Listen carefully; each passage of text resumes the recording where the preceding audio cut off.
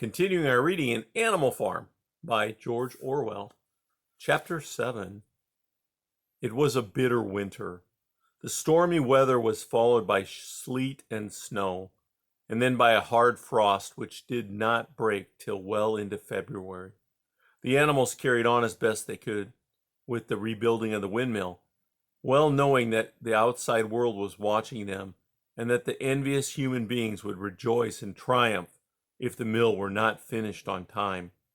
Out of spite, the human beings pretended not to believe that it was Snowball who had destroyed the windmill. They said that it had fallen down because the walls were too thin. The animals knew that this was not the case. Still, it had been decided to build the walls 3 feet thick this time, instead of 18 inches as before, which meant collecting much larger quantities of stone. For a long time the quarry was full of snowdrifts and nothing could be done. Some progress was made in the dry, frosty weather that followed, but it was cruel work, and the animals could not feel so hopeful about it as they had felt before. They were always cold and usually hungry as well. Only Boxer and Clover never lost heart. Squealer made excellent speeches on the joy of service and the dignity of labor, but the other animals found more inspiration in Boxer's strength and his never-failing cry of, "I will work harder." In January, food fell short. The corn ration was drastically reduced, and it was announced that an extra potato ration would be issued to make up for it. Then it was discovered that the greater part of the potato crop had been frosted in the clamps, which had not been covered thickly enough. The potatoes had become soft and discolored, and only a few were edible. For days at a time, the animals had nothing to eat but chaff and mangles. Starvation seemed to stare them in the face. It was vitally necessary to conceal this fact from the outside world. Emboldened by the collapse of the windmill, the human beings were inventing fresh lies about Animal Farm. Once again, it was being put about that all the animals were dying of famine and disease, and that they were continually fighting among themselves, and had resorted to cannibalism and infanticide. Napoleon was well aware of the bad results that might follow if the real facts of the food situation were known, and he decided to make use of Mr. Whymper to spread a contrary impression. Hitherto, the animals had had little or no contact with Whymper on his weekly visits. Now, however, a few selected animals, mostly sheep, were instructed to remark casually in his hearing that rations had been increased. In addition, Napoleon ordered the almost empty bins in the store shed to be filled nearly to the brim with sand, which was then covered up with what remained of the grain and meal. On some suitable pretext, Whymper was led through the store shed and allowed to catch a glimpse of the bins. He was deceived and continued to report to the outside world that there was no food shortage on Animal Farm. Nevertheless, toward the end of January, it became obvious that it would be necessary to procure some more grain from somewhere. In these days, Napoleon rarely appeared in public, but spent all his time in the farmhouse, which was guarded at each door by the fierce-looking dogs. When he did emerge, it was in the ceremonial manner, with an escort of 6 dogs who closely surrounded him and growled if anyone came too near. Frequently, he did not even appear on Sunday mornings, but issued his orders through one of his other pigs, usually Squealer. One Sunday morning, Squealer announced that the hens, who had just come in to lay again, must surrender their eggs. Napoleon had accepted through Whymper a contract for 400 eggs a week. The price of these would pay for enough grain and meal to keep the farm going till summer came and conditions were easier. When the hens heard this, they raised a terrible outcry. They had been warned earlier that this sacrifice might be necessary, but had not believed that it would really happen. They were just getting their clutches ready for the spring sitting, and they protested that to take the eggs away now was murder. For the first time since the expulsion of Jones, there was something resembling a rebellion. Led by 3 young black minorica pullets. The hens made a determined effort to thwart Napoleon's wishes. Their method was to fly up in the rafters and there lay their eggs, which smashed to pieces on the floor. Napoleon acted swiftly and ruthlessly. He ordered the hens' rations to be stopped and decreed that any animal giving so much as a grain of corn to a hen should be punished by death. The dogs saw to it that these orders were carried out. For 5 days the hens held out. Then they capitulated and went back to nesting boxes. 9 hens had died in the meantime. Their bodies were buried in the orchard, and it was given out that they had died of coccidiosis. Whymper heard nothing of this affair, and the eggs were duly delivered, a grocer's van driving up to the farm once a week to take them away. All this while no more had been seen of Snowball. He was rumored to be hiding on one of the neighboring farms, either Foxwood or Pinchfield. Napoleon was by this time on slightly better terms with the other farmers than before. It happened that there was in the yard a pile of timber which had been stacked there 10 years earlier when a beech spinney was cleared. It was well seasoned, and Whymper had advised Napoleon to sell it. Both Mr. Pilkington and Mr. Frederick were anxious to buy it. Napoleon was hesitating between the two, unable to make up his mind.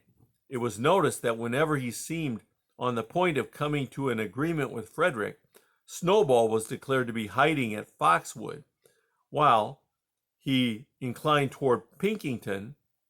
Snowball was said to be at Pinchfield. Suddenly, early in the spring, an alarming thing was discovered. Snowball was secretly frequenting the farm by night. The animals were so disturbed that they could hardly sleep in their stalls. Every night, it was said, he came creeping in under cover of darkness and performed all kinds of mischief.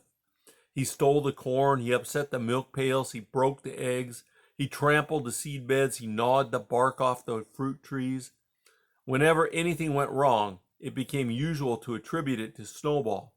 If a window was broken or a drain was blocked up, someone was certain to say that Snowball had come in the night and done it. And when the key of the store shed was lost, the whole farm was convinced that Snowball had thrown it down the well. Curiously enough, they went on believing this event after the mislaid key was found under a sack of meal. The cows declared unanimously that Snowball crept into their stalls and milked them in their sleep. The rats, which had been troublesome that winter, were also said to be in league with Snowball. Napoleon decreed that there should be a full investigation into Snowball's activities. With his dogs in attendance, he set out and made a careful tour of inspection of the farm buildings, the other animals following at a respectful distance. At every few steps, Napoleon stopped and snuffled the ground for traces of Snowball's footsteps, which he said he could detect by smell.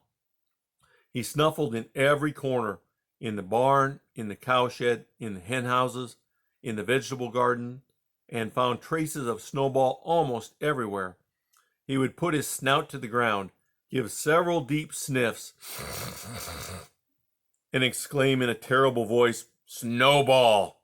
He has been here. I can smell him distinctly." And at the word Snowball, all the dogs let out blood-curdling growls and showed their side teeth. The animals were thoroughly frightened. It seemed to them as though Snowball were some kind of invisible influence, pervading the air about them and menacing them with all kinds of dangers. In the evening, Squealer called them together and with an alarmed expression on his face told them that he had some serious news to report. "Comrades!" cried Squealer, making little nervous skips. "A most terrible thing has been discovered. Snowball has sold himself to Frederick of Pinchfield Farm, who is even now plotting to attack us and take away our farm from us. Snowball is to act as his guide when the attack begins. But there's worse than that. We had thought that Snowball's rebellion was caused simply by his vanity and ambition, but we were wrong, comrades. Do you know what the real reason was? Snowball was in league with Jones from the very start. He was Jones's secret agent all the time. It has all been proven by documents which he left behind him and which we have only just discovered. To my mind, this explains a great deal, comrades. Did we not see for ourselves how he attempted, fortunately without success, to get us defeated and destroyed at the Battle of the Cowshed? The animals were stupefied. This was a wickedness far outdoing Snowball's destruction of the windmill. But it was some minutes before they could fully take it in. They all remembered, or thought they remembered, how they had seen Snowball charging ahead of them at the Battle of the Cowshed, how he had rallied and encouraged them at every turn, and how he had not paused for an instant even when the pellets from Jones's gun had wounded his back. At first, it was a little difficult to see how this fitted in with his being on Jones's side. Even Boxer, who seldom questions anything, was puzzled. He lay down, tucked his forehoofs beneath him, shut his eyes, and with a hard effort managed to formulate his thoughts. I do not believe that, he said. Snowball fought bravely at the Battle of the Cowshed. I saw him myself. Did we not give him Animal Hero First Class immediately afterward? That was our mistake, comrade, for we know now, it is all written down in secret documents that we have found, that in reality he was trying to lure us to our doom. But he was wounded, said Boxer. We all saw him running with blood. That was part of the arrangement, cried Squealer. Jones's shot only grazed him. I can show you this in his own writing, if you were able to read it. The plot was for Snowball at the critical moment to give the signal for flight and leave the field to the enemy. And he very nearly succeeded. I will even say, comrades, he would have succeeded if it had not been for our heroic leader, Comrade Napoleon. Do you not remember how, just at the moment when Jones and his men had got inside the yard, Snowball suddenly turned and fled and many animals followed him? And do you not remember, too, that it was just at that moment, when panic was spreading and all seemed lost, that Comrade Napoleon sprang forward with a cry of "Death for humanity!" and sank his teeth in Jones's leg? Surely you remember that, comrades, exclaimed Squealer, frisking from side to side. Now, when Squealer described the scene so graphically, it seemed to the animals that they did remember it. At any rate, they remembered that at the critical moment of the battle of Snowball had turned to flee, but Boxer was still a little uneasy. I do not believe that Snowball was a traitor at the beginning, he said finally. What he has done since is different, but I believe that at the Battle of the Cowshed, he was a good comrade. Our leader, Comrade Napoleon, announced Squealer, speaking very slowly and firmly, has stated categorically, comrade, that Snowball was Jones's agent from the very beginning. Yes, and from long before the rebellion was even thought of. Ah, that is different, said Boxer. If Comrade Napoleon says it, it must be right. That is the true spirit, comrade, cried Squealer. But it was noticed that he cast a very ugly look at Boxer with his little twinkling eyes. He turned to go, then paused and added impressively, I warn every animal on this farm to keep his eyes very wide open, for we have reason to think that some of Snowball's secret agents are lurking among us at this moment. 4 days later, in the late afternoon, Napoleon ordered all the animals to assemble in the yard. When they were all gathered together, Napoleon emerged from the farmhouse wearing both his medals, for he had recently awarded himself Animal Hero First Class and Animal Hero Second Class, with his 9 huge dogs frisking around him and uttering growls that sent shivers down all the animals' spines. They all cowered silently in their places, seeming to know in advance that some terrible thing was about to happen. Napoleon stood sternly surveying his audience. Then he uttered a high-pitched whimper. Immediately the dogs bounded forward, seized 4 of the pigs by the ear, and dragged them, squealing with pain and terror, to Napoleon's feet. The pigs' ears were bleeding. The dogs had tasted blood, and for a few moments they appeared to go quite mad. To the amazement of everybody, 3 of them flung themselves upon Boxer. Boxer saw them coming and put out his great hoof, caught a dog in midair, and pinned him to the ground. The dog shrieked for mercy, and the other 2 fled with their tails between their legs. Boxer looked at Napoleon to know whether he should crush the dog to death or let it go. Napoleon appeared to change countenance and sharply ordered Boxer to let the dog go, whereas Boxer lifted his hoof, and the dog slunk away, bruised and howling.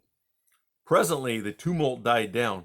The 4 pigs waited, trembling, with guilt written on every line of their countenances. Napoleon now called upon them to confess their crimes. They were the same 4 pigs as had protested when Napoleon abolished the Sunday meetings. Without any further prompting, they confessed that they had been secretly in touch with Snowball ever since his expulsion, that they had collaborated with him in destroying the windmill, and that they had entered into an agreement with him to hand over Animal Farm to Mr. Frederick. They added that Snowball had privately admitted to them that he had been Jones's secret agent for years past. When they had finished their confession, the dogs promptly tore their throats out, and in a terrible voice, Napoleon demanded whether any other animal had anything to confess. The 3 hens who had been the ringleaders in the attempted rebellion over the eggs now came forward and stated that Snowball had appeared to them in a dream and incited them to disobey Napoleon's orders. They too were slaughtered. Then a goose came forward and confessed having secreted 6 ears of corn during the last year's harvest and eaten them in the night. Then a sheep confessed to having urinated in the drinking pool, urged to do this, she said, by Snowball. And 2 other sheep confessed to having murdered an old ram, an especially devoted follower of Napoleon, by chasing him round and round a bonfire when he was suffering from a cough. They were all slain on the spot. And so the tale of confessions and executions went on, until there was a pile of corpses lying before Napoleon's feet, and the air was heavy with the smell of blood, which had been unknown there since the expulsion of Jones. When it was all over, the remaining animals, except for the pigs and dogs, crept away in a body. They were shaken and miserable. They did not know which was more shocking, the treachery of the animals who had leagued themselves with Snowball, or the cruel retribution they had just witnessed. In the old days, there had often been scenes of bloodshed equally terrible, but it seemed to all of them that it was far worse now that it was happening among themselves. Since Jones had left the farm until today, no animal had killed another animal. Not even a rat had been killed. They had made their way onto the little knoll where the half-finished windmill stood, and with one accord they all lay down as though huddled together for warmth. Clover, Muriel, Benjamin, the cows, the sheep, and a whole flock of geese and hens. Everyone, indeed, except the cat, who had suddenly disappeared just before Napoleon ordered the animals to assemble. For some time nobody spoke. Only Boxer remained on his feet. He fidgeted to and fro, swishing his long black tail against the sides, and occasionally uttering a little whinny of surprise. Finally, he said, "I do not understand it. I would not have believed that such things could happen on our farm. It must be due to some fault in ourselves. The solution, as I see it, is to work harder. From now onwards, I shall get up a full hour earlier in the mornings." And he moved off at his lumbering trot and made for the quarry. Having got there, he collected 2 successive loads of stone and dragged them down to the windmill before retiring for the night. The animals huddled about Clover, not speaking. The knoll where they were lying gave them a wide prospect across the countryside. Most of the animal farm was within their view. The long pasture stretching down to the main road, the hayfield, the spinney, the drinking pool, the plowed fields where the young wheat was thick and green, and the red roofs of the farm buildings with the smoke curling from the chimneys. It was a clear spring evening. The grass and the bursting hedges were gilded by the level rays of the sun. Never had the farm, and with a kind of surprise they remembered that it was their own farm, every inch of it their own property, appeared to the animals so desirable a place. As Clover looked down the hillside, her eyes filled with tears. If she could have spoken her thoughts, it would have been to say that this was not what they had aimed at when they had set themselves years ago to work for the overthrow of the human race. These scenes of terror and slaughter were not what they had looked forward to on that night when old Major first stirred them to rebellion. If she herself had had any picture of the future, it had been of a society of animals set free from hunger and the whip, all equal, each working according to his capacity, the strong protecting the weak, and she had protected the lost brood of ducklings with her foreleg on that night of Major's speech. Instead, she did not know why they had come to the time when no one dared to speak his mind, when fierce growling dogs roamed everywhere, and when you had to watch your comrades torn to pieces after confessing to shocking crimes. There was no thought of rebellion or disobedience in her mind. She knew that even as things were, they were far better off than they had been in the days of Jones, and that before all else it was needful to prevent the return of the human beings. Whatever happened, she would remain faithful, work hard, carry out the orders that were given her, and accept the leadership of Napoleon. But still, it was not for this that she and all the other animals had hoped and toiled. It was not for this that they had built the windmill and faced the bullets of Jones's gun. Such were her thoughts, though she lacked the words to express them. At last, feeling this to be in some way a substitute for the words she was unable to find, she began to sing Beasts of England.